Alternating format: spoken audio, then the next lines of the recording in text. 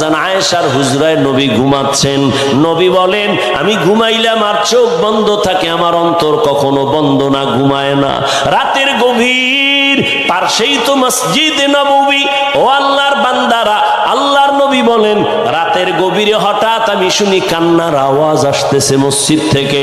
আমি নজর করে দেখলাম গভীর রাতে মসজিদের নববীতে কে কান্না করে।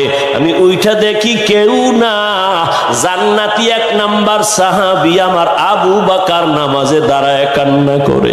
আমি নবী নামাজের পরে জিজ্ঞাসা করলাম, ও আবু বকর, আপনি নামাজে দাঁড়ায় কাঁদেন এই গভীর রাতে কেন? বলে, আমার মালিকের দরবারে কেমনে দাঁড়াবো সেই ভয়ে আমি কান্না করি। ও খুলনার মুসলমান, আবু বকর সিদ্দিকের দাম কত? আম্মা জান আয়েশা রাদিয়াল্লাহু আনহা নবীকে জিজ্ঞাসা করলেন। নবী বলেন, সমস্ত